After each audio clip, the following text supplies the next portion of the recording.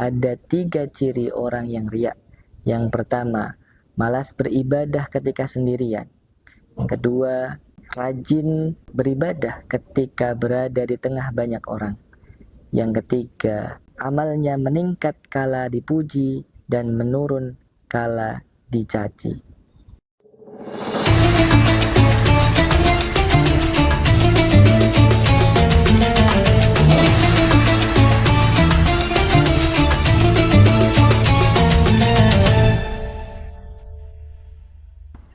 Assalamualaikum warahmatullahi wabarakatuh.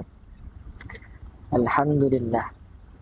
Wassalatu wassalamu ala Rasulillah wa ala alihi wa sahbihi wa mawalah. La haula wa la quwata illa billah, amma ba'd. Pemirsa yang dirahmati oleh Allah Subhanahu wa taala. Alhamdulillah, kita berada di bulan Ramadan, bulan yang mulia, bulan yang istimewa, bulan yang dinanti-nanti umat muslim di dunia.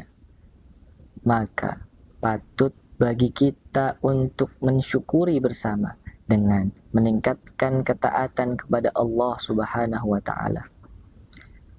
Salah satu amal ibadah yang dicontohkan oleh baginda Nabi Muhammad sallallahu alaihi wasallam ketika bulan Ramadan adalah memperbanyak bersedekah. Sedekah yang dilakukan di bulan Ramadan memiliki keagungan yang luar biasa dibandingkan yang dilakukan di selain bulan Ramadan. Diriwayatkan dari sahabat Anas bahwa sedekah yang dilakukan di bulan Ramadan itu memiliki keutamaan. An Anasin radhiyallahu an, qila ya Rasulullah, ayyus sadaqati afdal? As-sadaqatu fi Ramadan. Jadi sahabat Anas radhiyallahu an dikatakan, ya Rasulullah, sedekah mana yang utama? Baginda Nabi Muhammad sallallahu alaihi wasallam menjawab, sedekah yang dilakukan di bulan Ramadan. Bahkan Nabi besar Muhammad sallallahu alaihi wasallam yang terkenal kedermawanannya ketika berada di bulan Ramadan, kedermawanan beliau bertambah dibandingkan di luar bulan Ramadan, sebagaimana yang diriwayatkan oleh Sayyidina Abbas radhiyallahu an. An Ibnu Abbas radhiyallahu an, kana Rasulullah sallallahu alaihi wasallam ajwadan nas wa kana ajwada ma yakunu Ramadan.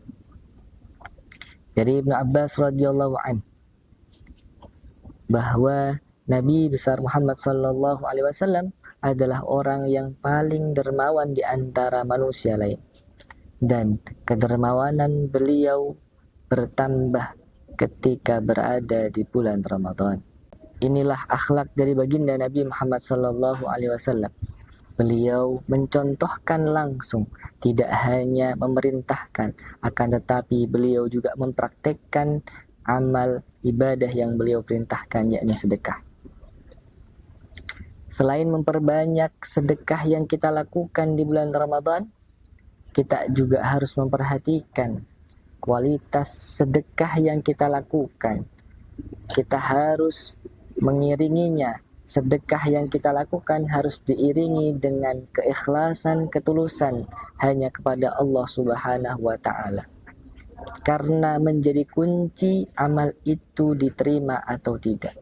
Terutama di era digital seperti sekarang ini, dengan berkembangnya media sosial, semua aktivitas yang kita lakukan termasuk ibadah, amal baik, sedekah yang kita lakukan, kita share, kita unggah di media sosial. Apabila tujuannya itu untuk memotivasi, untuk memberikan inspirasi kepada orang lain, maka itu bernilai baik.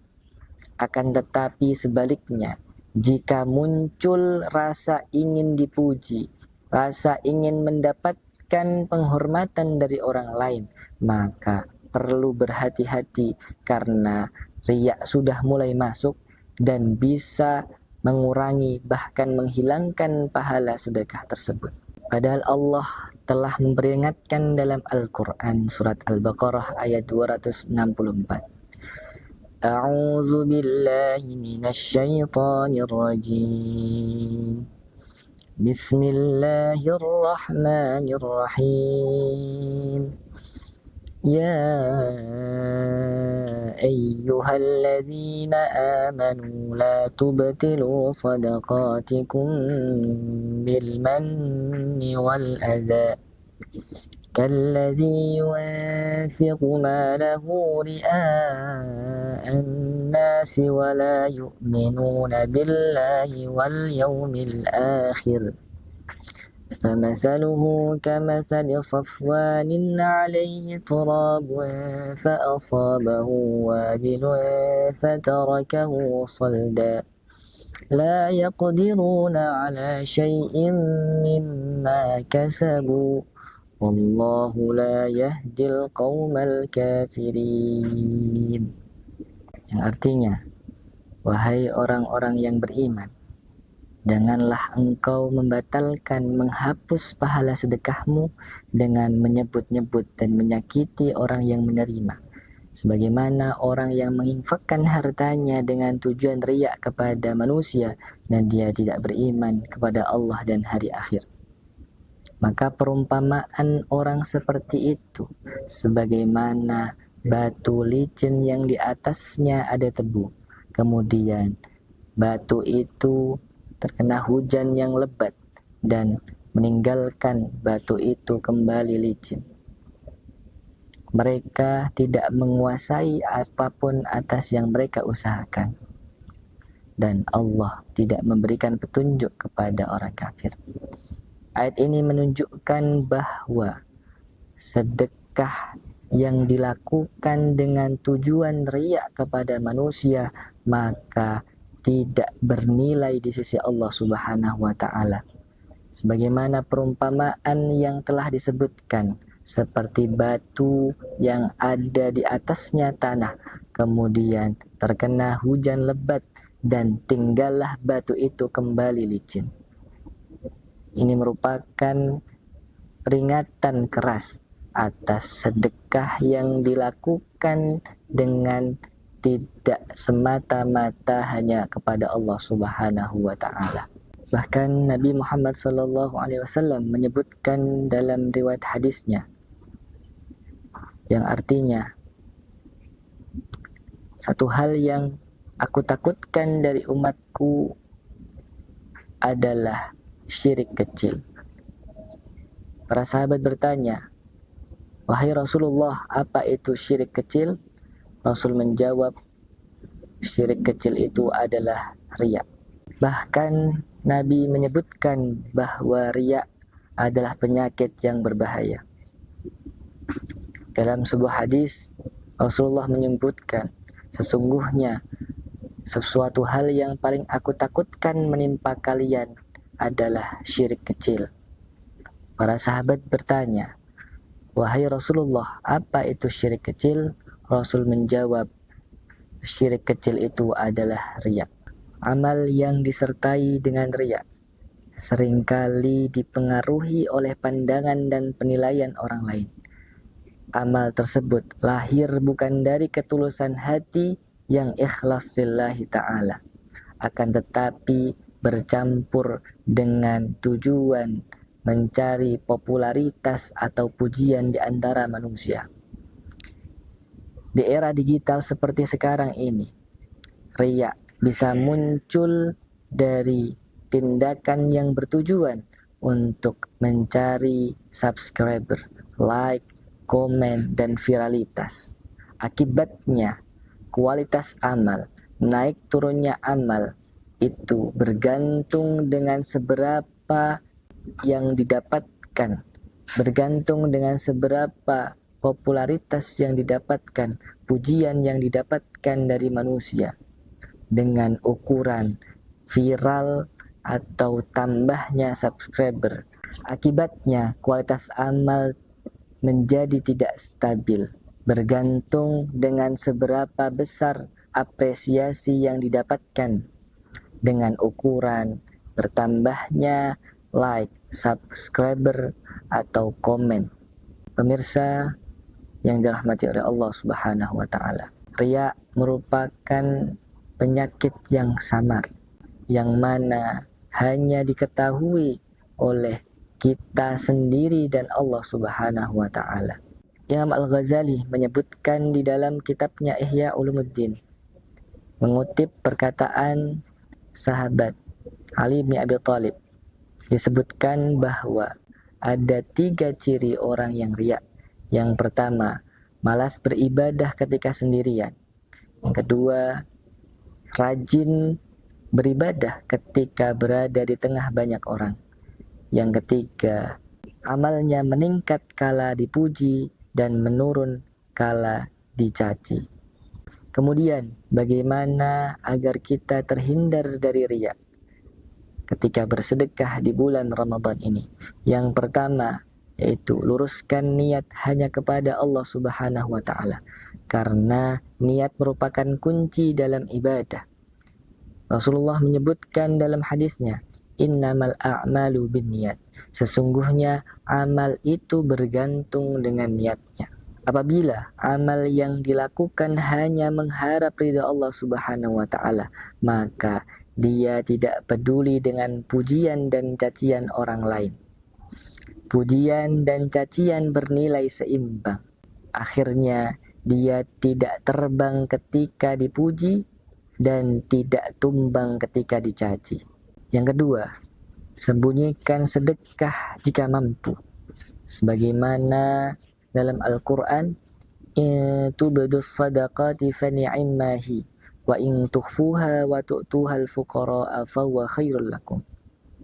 Jika engkau menampakkan sedekahmu, maka itu baik. Dan apabila engkau menyembunyikan sedekahmu dan memberikan kepada fakir, maka itu lebih baik bagimu. Ayat ini menjelaskan bahwa kita diberi pilihan. Apabila kita mampu untuk bersedekah dengan terang-terangan dan bisa terhindar dengan riya, maka itu baik. Apabila kita tidak mampu untuk melakukan itu, maka sedekah dengan secara sembunyi-sembunyi itu lebih selamat. Yang ketiga, bijak dalam menggunakan media sosial. Kita gunakan media sosial sebagai wasilah untuk mengajak orang lain mengikuti hal-hal baik yang kita lakukan, bukan sebagai tempat untuk sekedar mencari popularitas dan viralitas semata. Yang keempat, memperbanyak istighfar dan berdoa. Ada doa yang diajarkan oleh baginda Nabi untuk supaya terhindar dari penyakit riya. Allahumma inni a'udzubika an usyrika bika wa a'lam wa ana a'lam. Allahumma inni a'udzubika an usyrika bika wa ana a'lamu wa astaghfiruka lima la ya'lam. Ini merupakan doa yang diajarkan oleh baginda Nabi Muhammad SAW untuk supaya bisa terhindar dari penyakit riya. Itulah beberapa hal yang bisa kita lakukan agar supaya kita bisa terhindar dari riya, khususnya di era digital seperti sekarang ini. Semoga dengan beradanya kita di bulan Ramadan, dengan meminta petunjuk dan pertolongan Allah Subhanahu wa Ta'ala, agar kita bisa terhindar dari sifat riya. Dan di bulan Ramadan kali ini kita diberikan pertolongan Allah untuk meningkatkan ibadah dan ketakwaan kepada Allah Subhanahu wa Ta'ala. Dan akhirnya kita dengan sering membaca doa tersebut, mudah-mudahan Allah bantu kita agar kita bisa terhindar dari penyakit riya. Pemirsa yang dirahmati Allah Subhanahu wa Ta'ala, mari kita maksimalkan ibadah dan sedekah kita di bulan Ramadan ini. Jangan sampai riya menjadi penghalang dan menghapus amal ibadah kita. Semoga kita selalu dibantu oleh Allah Subhanahu wa Ta'ala untuk istiqomah di jalannya. Mungkin itu yang bisa kami sampaikan. Kurang lebihnya mohon maaf. Wallahul muwafiq ila aqwamit thoriq. Assalamualaikum warahmatullahi wabarakatuh.